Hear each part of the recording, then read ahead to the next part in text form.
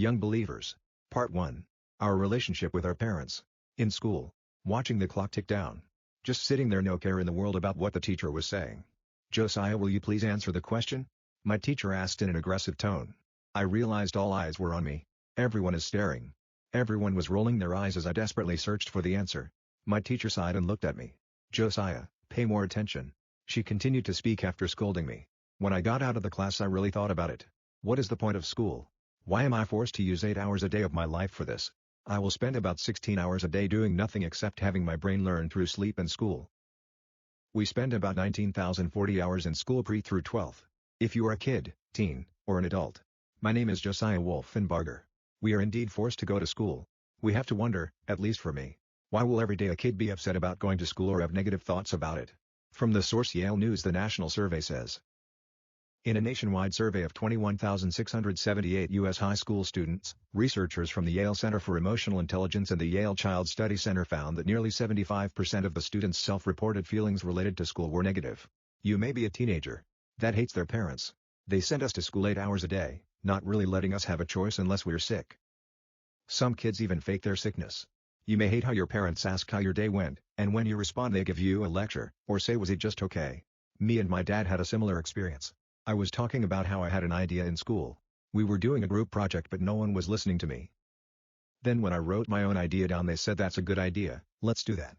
They took all the credit. At the moment I was upset, but I realized on the car ride home I am like that too. I am just like the kids at school. I wouldn't even let my dad help me. At that moment I realized that we are bad kids. My whole life I have been working on being cool or trying to impress people when really, I should be ministering and only caring about what God thinks about me. The reason God sent His Son was for Him to lead people to Him. Our job as people of God is to minister and tell the good news. God made us in His image to minister to others. Our parents are the only reason we are alive. Our parents provide food, water, shelter, and love.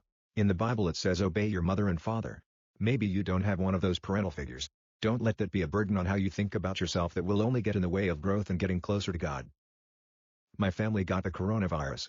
It was not good and my dad had to go to the hospital. I was afraid that he was going to pass away.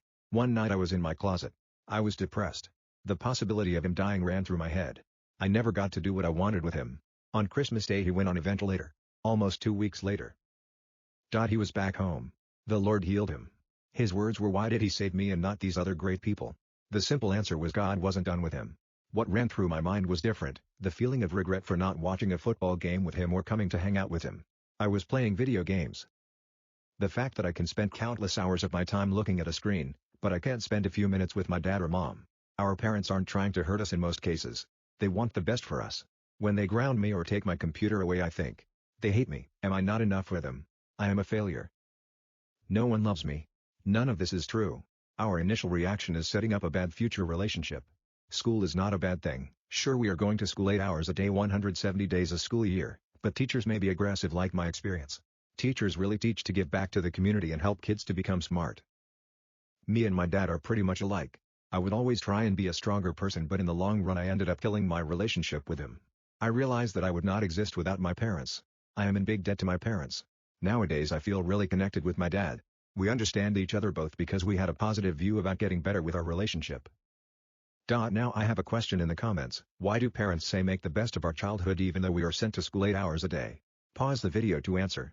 Okay, this is because our parents have the best intentions for us and love us. Thanks for listening. I hope I could inspire you.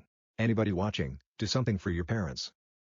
Give them a hug, tell them you love them, or take out the trash. Anything will show them you care. Stay tuned for the next part.